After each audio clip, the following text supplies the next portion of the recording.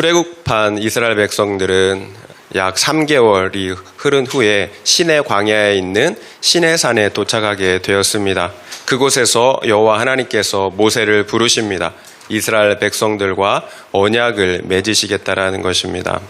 그 언약의 조건은 너희가 내 말을 듣고 내 언약을 지키면 너희가 나의 소유가 되고 제사장 나라가 되고 거룩한 백성이 된다라는 것입니다.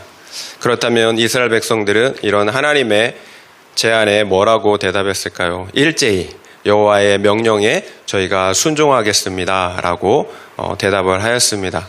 언약을 맺겠다라는 거예요, 하나님과. 이렇게 이스라엘 자손들은 매번 대답은 참 잘합니다. 그러자 하나님께서 친히 강림하시겠다라고 말씀하십니다. 이 땅에 강림하셔서 이스라엘 백성과 언약을 맺으시겠다라는 거예요. 그렇다면 하나님의 강림하심은 구속사적인 관점에서 어떤 의미가 있는지 함께 살펴볼 필요가 있을 것 같습니다. 오늘 함께 읽은 본문 중에 10절에서 13절 본문을 읽어보도록 하겠습니다. 10절에서 13절이에요. 여호와께서 모세에게 이르시되 너는 백성에게로 가서 오늘과 내일 그들을 성결하게 하며 그들에게 옷을 빨게 하고 준비하게 하여 셋째 날을 기다리게 하라. 이는 셋째 날에 나 여호와가 온 백성의 목전에서 시내산에 강림할 것임이니 너는 백성을 위하여 주의 경계를 정하고 이르기를 너희는 삼가산에 오르거나 그 경계를 침범하지 말지니 산을 침범하는 자는 반드시 죽임을 당할 것이라. 그런 자에게는 손을 대지 말고 돌로 쳐 죽이거나 화살로 쏘아 죽여야 하리니 짐승이나 사람을 막론하고 살아남지 못하리라 하고 나팔을 길게 불거든 산 앞에 이를 것이니라 하라. 하나님께서 강림하십니다. 그런데 이스라엘 자손이 준비해야 할 것이 있습니다. 바로 성결과 거룩입니다. 첫째 날과 둘째 날에 옷을 빨고 성결함으로 준비해야 합니다. 그러면 셋째 날에 하나님께서 강림하시겠다고 말씀하십니다. 그런데 정말 이해가 되지 않는 부분이 있어요. 거룩하신 하나님을 맞이하기 위해서 목욕을 하고 준비하는 것까지는 이해가 됩니다. 그러나 그 정도가 좀 지나친 것 같습니다. 산 주위에 경계를 정하고 그 경계를 넘어 산에 오르는 자는 반드시 죽임을 당할 것이라고 말씀하세요. 짐승이건 사람이건 그 경계를 넘어가면 반드시 죽어야 한다는 것입니다. 좀 심하다라는 생각이 들지 않습니까? 아무리 그래도 그 경계를 조금 넘어갔다고 죽어야 한다는 거예요. 잔인한 하나님, 폭군 하나님, 이런 생각이 든다는 거예요. 이렇게 무서운 하나님과 어떻게 언약을 맺을 수가 있겠어요? 잘못하면 다 죽는 거예요. 그래서 우리가 아는 것이 중요해요. 우리가 아는 것이 너무 중요해요. 우리가 잘 아는 것처럼 아담과 하와는 하나님이 계신 하나님의 나라 에덴 동산에서 추방당하고 말았어요. 그 이유가 무엇입니까? 그 경계를 침범하였기 때문입니다. 동산 중앙에 있는 선악과를 따먹었기 때문이에요. 지난주에도 말씀드렸지만 선악과의 문제는 단순한 문제가 아니에요. 인간이 넘지 말아야 할 선을 넘어간 거예요. 하나님은 독재자가 아니에요. 결코 독재자가 아니에요. 하나님은 분명 동산에 있는 모든 나무의 실과는 마음대로 먹어도 좋다라고 말씀하셨습니다.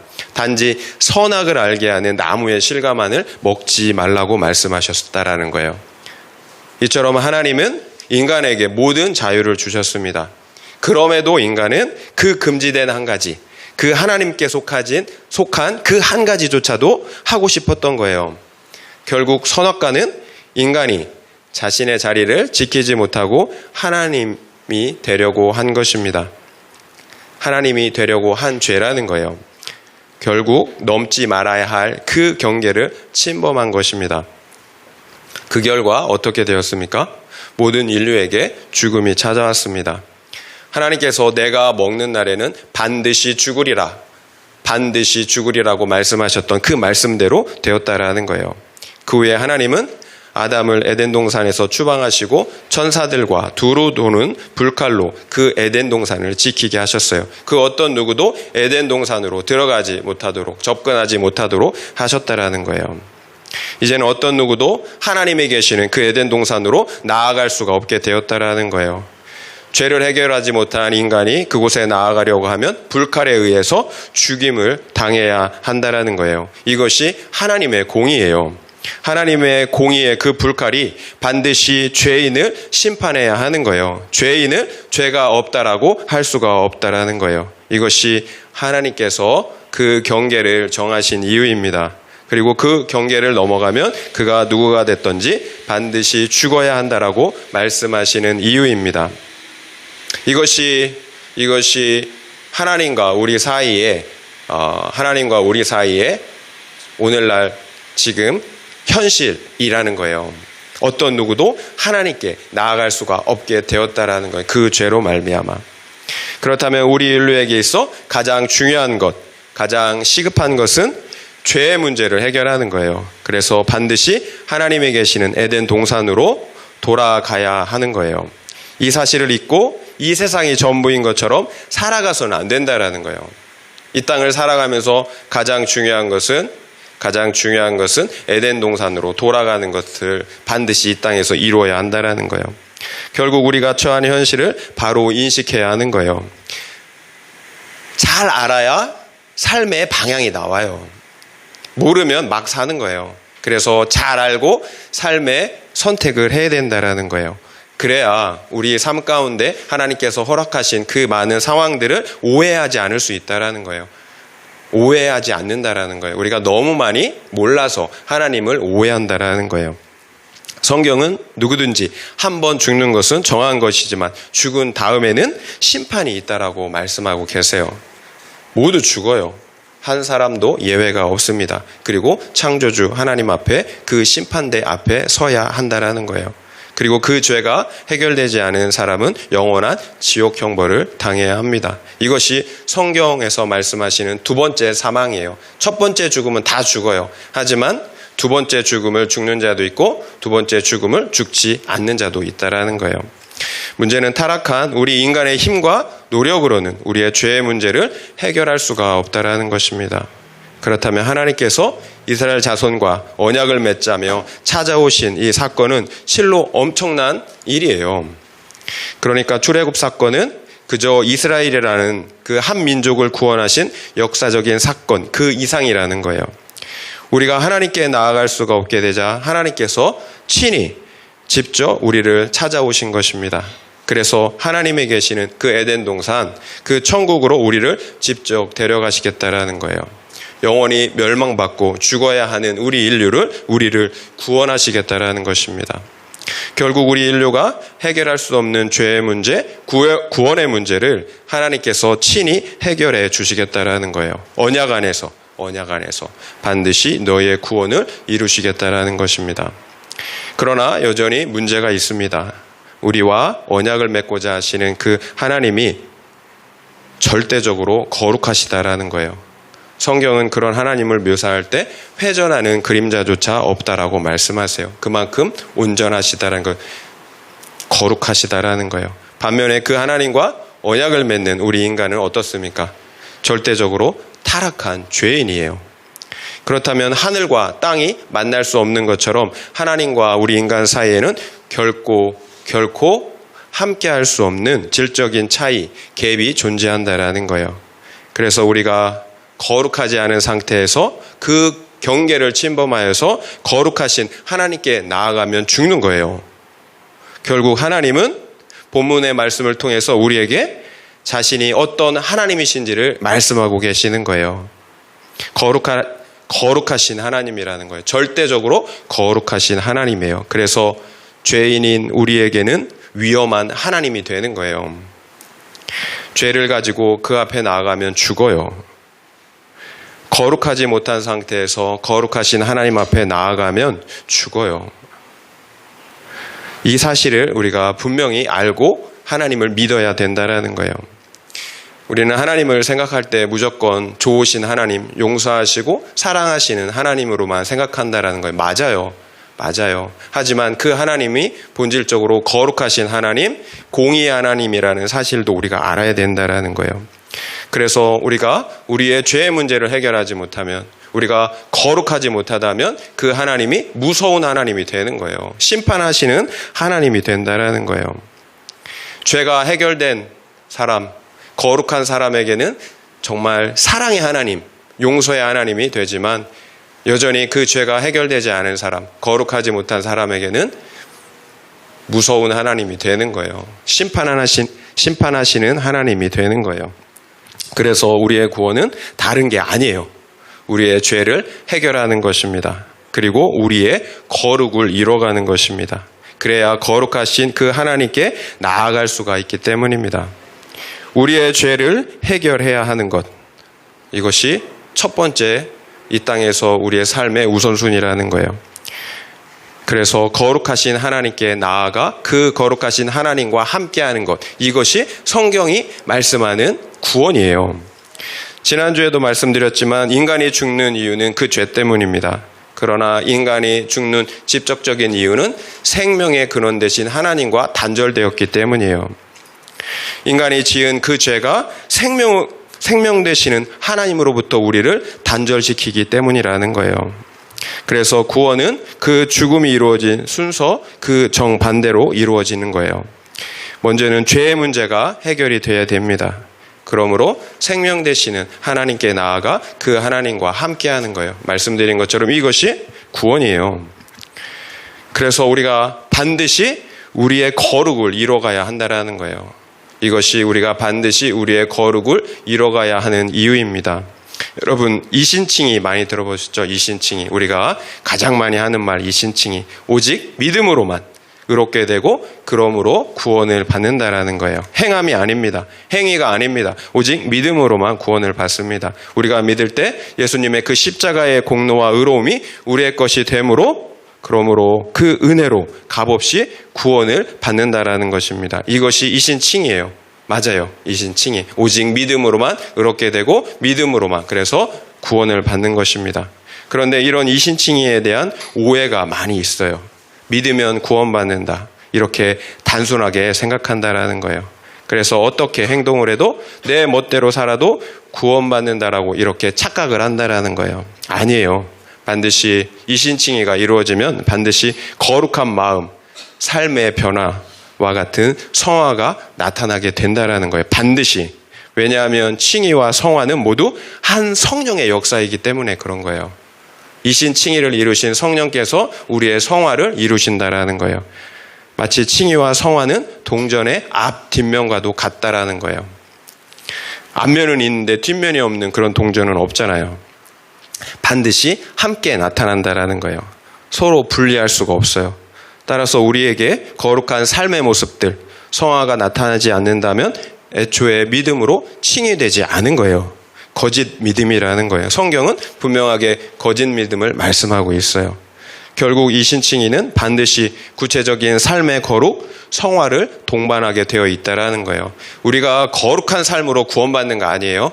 오직 믿음으로만 구원을 받아요. 그런데 그 믿음이 진실하다면 거룩한 성화, 삶의 변화가 나타나게 된다라는 거예요. 그렇다면 우리는 어떻게 거룩할 수가 있을까요? 오직 거룩함으로만 하나님께 나아갈 수 있다면 어떻게 우리가 거룩해짐으로 하나님께 나아갈 수가 있느냐라는 거예요. 첫째로 경계를 지키는 거예요. 경계를 지킨다라는 것은 하나님의 것을 침범하지 말아야 된다라는 거예요. 우리의 본분을 어떻게 해요? 우리의 본분을 지키는 거예요. 우리의 본분대로 살아가는 거예요.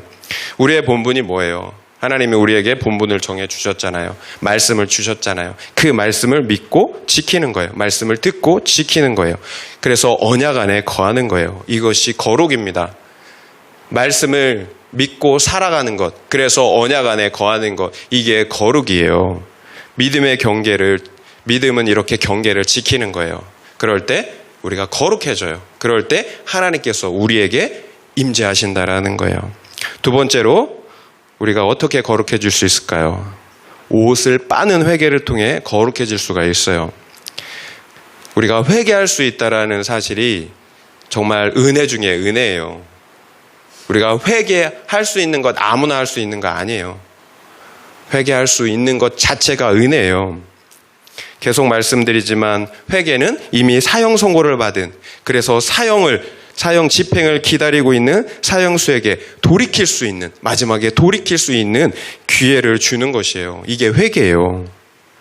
사형수에게 이보다 더 큰 은혜가 어디 있겠어요? 우리는 다 영원한 지옥 형벌을 받아야 하는 이미 형벌이 결정된 그런 사형수들이라는 거예요.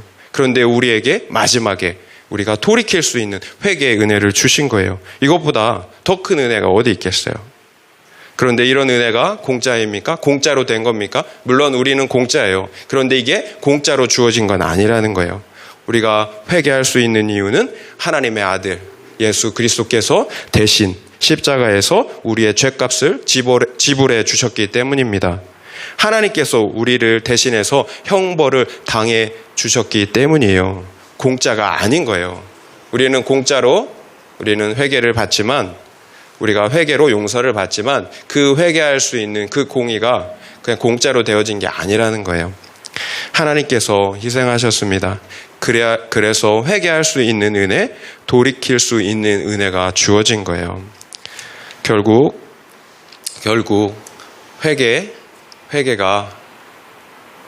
회개를 통해서 우리가 얻는 그 구원이 그래서 전적으로 은혜인 거예요. 우리가 한 것이 아무것도 없기 때문에. 결국 우리가 거룩해질 수 있는 방법은 첫째는 말씀을 듣고 지켜 행하는 거예요. 그래서 그 언약 안에 경계를 지키고 그 언약 안에 있는 거예요. 그리고 두 번째는 우리가 때로 경계를 지키지 못할 때가 있어요. 그럴 때 우리가 회개할 수가 있다라는 거예요. 거룩은 말씀을 지켜 그 언약 안에 거하는 거예요. 그런데 우리가 항상 그러지 못해요. 우리가 연약해서. 그럴 때 우리가 예수 그리스도의 보혈의 공로를 의지하여서 회개할 수가 있다라는 거예요. 그래서 다시 언약 안에 거할 수가 있다라는 거예요. 이것이 우리의 거룩함을 이루어가는 방법이에요. 이렇게 우리가 성결과 거룩함으로 준비하고 기다리면 어떤 일이 일어날까요? 그러면 하나님께서 임재하세요. 우리가 회개와 말씀을 믿고 지켜 그 언약 안에 거하면, 우리가 우리의 거룩을 이루어가면 하나님께서 우리에게 임재하신다라는 거예요. 강림하신다라는 거예요. 계속 말씀드리지만 이것이 구원이에요. 우리의 구원입니다. 하나님의 임재를 통해서 우리의 구원이 확정이 되는 거예요. 하나님의 강림하신다라는 건 그래서 놀라운 거예요. 성경은 우리에게 그 구원의 길, 구원의 방법을 가르쳐 주시는 거예요. 성경책은 하나님의 계시이며 동일하게 우리에게 어떤 목적으로 주셨느냐, 그 구원의 길을 보여주기 위해서 성경책을 우리에게 주셨다라는 거예요. 14절부터 19절 말씀을 읽겠습니다. 14절부터 19절입니다. 모세가 산에서 내려와 백성에게 이르러 백성을 성결하게 하니 그들이 자기 옷을 빨더라. 모세가 백성에게 이르되 준비하여 셋째 날을 기다리고 여인을 가까이 하지 말라 하니라. 셋째 날 아침에 우레와 번개와 빽빽한 구름이 산 위에 있고 나팔 소리가 매우 크게 들리니 진중에 있는 모든 백성이 다 떨더라. 모세가 하나님을 맞으려고 백성을 거느리고 진에서 나오매 그들이 산 기슭에 서 있는데 시내산에 연기가 자욱하니 여호와께서 불 가운데서 거기 강림하심이라. 그 연기가 옹기가마 연기같이 떠오르고 온 산이 크게 진동하며 나팔 소리가 점점 커질 때에 모세가 말한즉 하나님이 음성으로 대답하시더라. 이스라엘 자손이 옷을 빨고 성결함으로 준비되었을 때 여호와 하나님께서 산 위에서 불 가운데 강림하셨습니다. 그러자 온 산이 크게 진동합니다. 구약 백성과 신약 백성의 가장 큰 차이는 무엇일까요? 하나님의 강림하심이 우리 외부에 임하셨느냐 아니면 우리 내부 심령에 임하셨느냐의 차이예요. 오늘날에는 하나님께서 우리 마음 내부에 강림하신다라는 거예요. 이것은 실로 엄청난 차이예요. 전에는 우리가 지킬 수 없었던 언약의 말씀을 이제 지킬 수가 있게 되었다라는 거예요. 하나님께서 친히 우리의 능력과 생명이 되시기 때문입니다. 그래서 구약의 시대와 비교하여 신약의 시대를 은혜의 시대라고 말하는 거예요. 우리가 할 수 없는 그것을 하나님께서 친히 이루셨기 때문입니다. 우리가 할 수 없는 그것을 하나님께서 어떻게 이루셨나요? 그 첫 번째는 그리스도 예수의 속죄 사역이에요. 우리가 우리의 죄를 없앨 수가 없어요. 예수 그리스도께서 자신을 희생하심으로 우리의 모든 죄를 대속하시는 그 속죄 사역을 완성하셨어요. 그리고 두 번째는 성령께서 친히 우리 안에 찾아오셔서 우리가 이룰 수 없는 그 구원을 친히 이루어 가신다라는 거예요.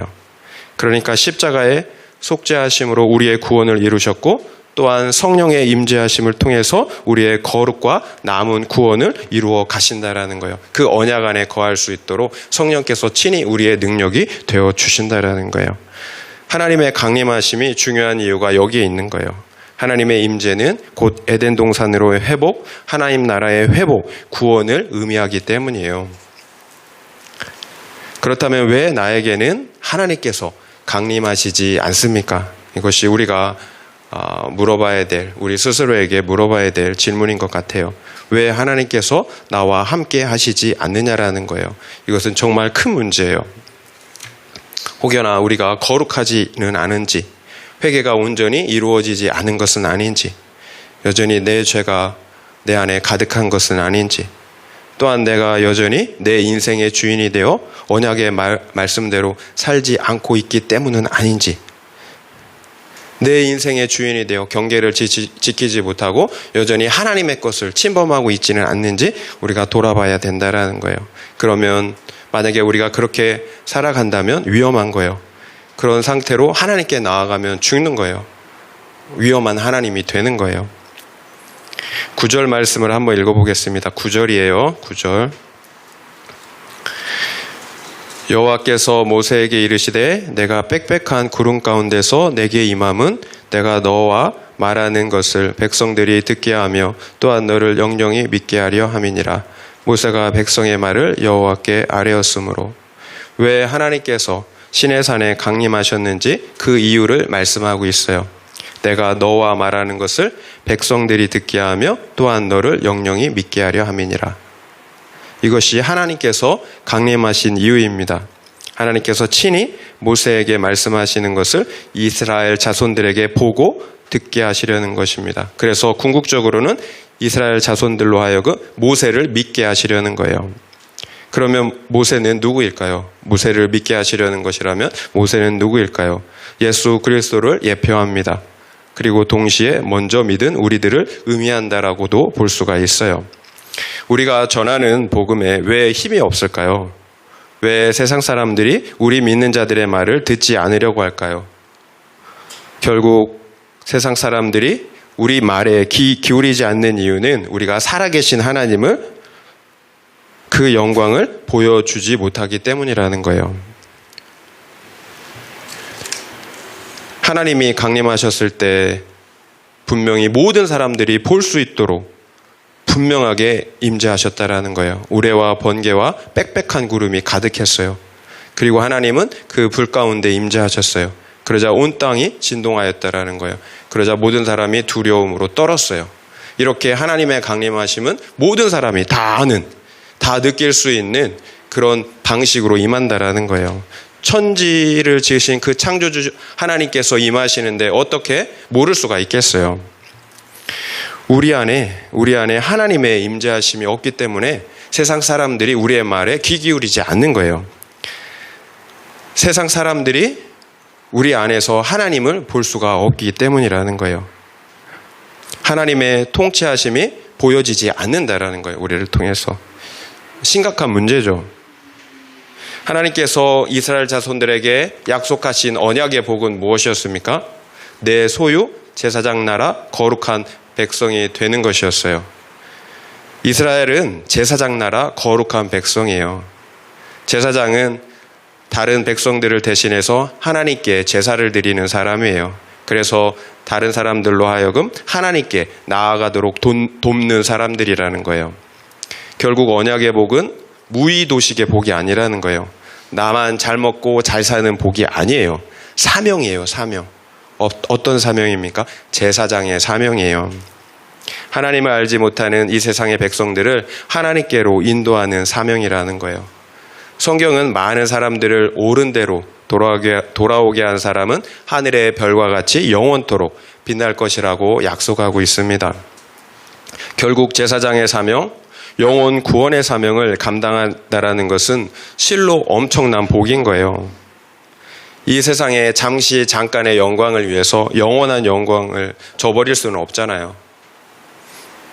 결국 믿음의 문제겠죠. 믿음의 문제.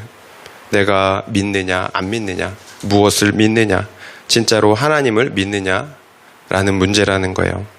조정민 목사님의 왜 예수인가라는 책을 읽었습니다. 그 책에서 목사님은 이 세상 사람들 중에서 예수를 싫어하는 사람은 한 명도 없다라고 했어요. 단지 예수 믿는 사람들을 싫어한다라는 거예요. 예수를 싫어하는 사람은 한 명도 없대요. 예수를 믿는 사람들을 싫어한다라는 거예요. 동의가 되더라고요. 왜 세상 사람들이 교회를 욕하고 싫어할까요? 결코 예수님의 문제가 있는 게 아니에요. 예수를 믿는다고 하는 사람들에게 문제가 있다라는 거예요. 심지어 이단들조차도 예수님을 믿는다고 하잖아요. 조정민 목사님이 처음 교회에 나와서 3년 정도 되었을 때 새벽 기도도 하고 성경 공부도 하면서 믿음이 많이 성장했다고 합니다. 그런데 예수를 믿는다고 하는 그 사람들의 모습을 보면서 믿음이 흔들렸다라는 거예요. 헷갈리는 거예요. 성경에서 말씀하는 예수와 그리고 예수를 믿는다고 하는 사람들의 그 모습이 너무도 달랐기 때문이에요. 결국 이 목사님이 깨달은 것은 예수님이 교회를 다니는 사람들로 인해서 왜곡되어 있다라는 거예요. 왜곡되어 있다. 예수님이 왜곡되어 있다라는 거예요. 그러니까 이분이 느끼는 건 뭐냐면, 나를 보고도 사람들이 그렇게 생각할 수도 있겠구나라는 것을 이렇게 보게 되었다라는 거예요. 크리스찬은 어떤 사람입니까? 크리스찬. 예수 그리스도가 그 안에 있는 사람이에요. 그래서 예수 그리스도를 따라가는 사람이에요. 예수 그리스도를 보여주는 사람이라는 거예요.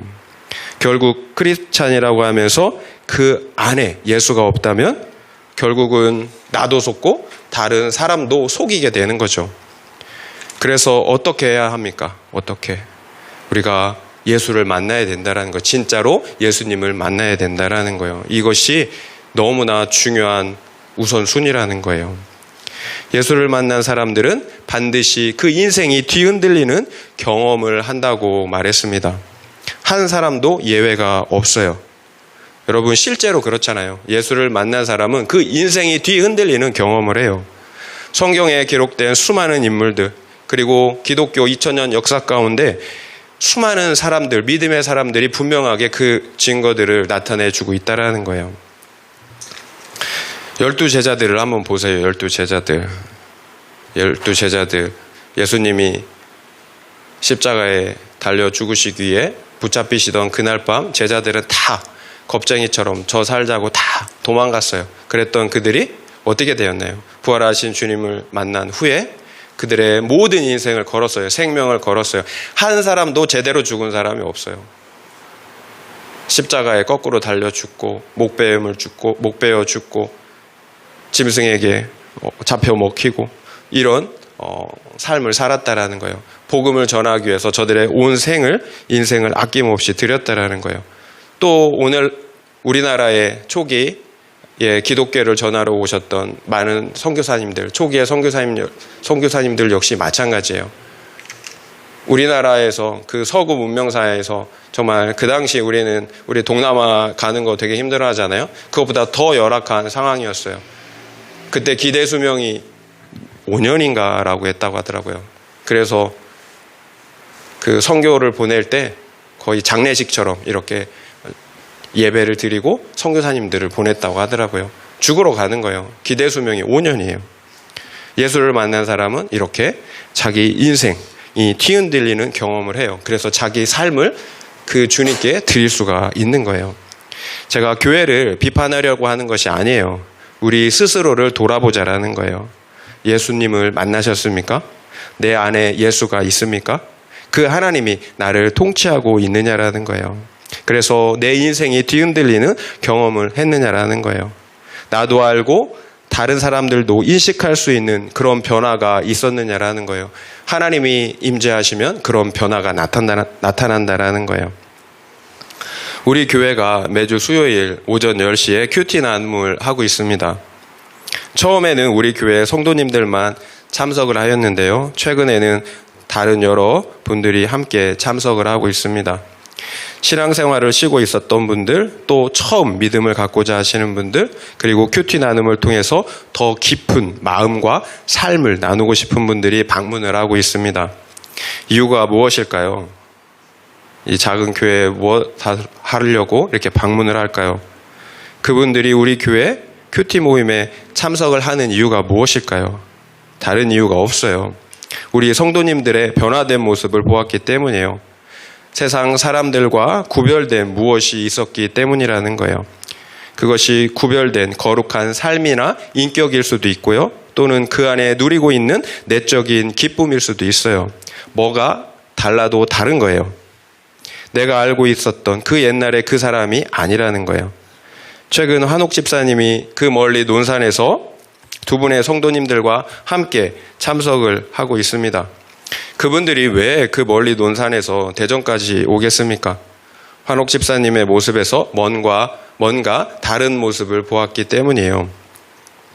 3번 정도 모임을 참석했을 때 그 중에 한 분에게 제가 물어봤어요. 우리의 나눔이 들으실만 하냐고, 좀 어떠시냐고. 그랬더니 그분이 이렇게 대답을 했습니다. 처음에는 하나님을 아예 믿지 않았습니다.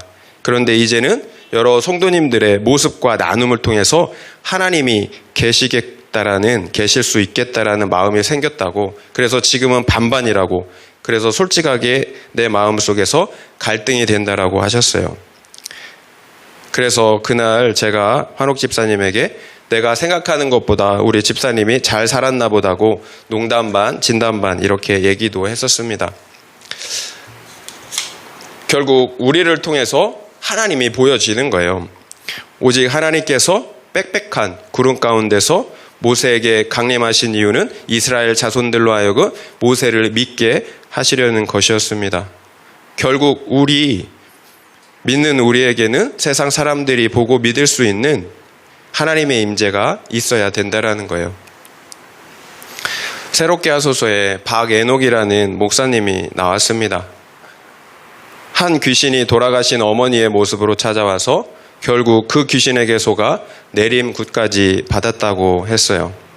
이분이 평생을 귀신이나 섬기며 무당으로 살 뻔했는데 이분이 결정적으로 예수를 믿게 된 계기가 있었습니다.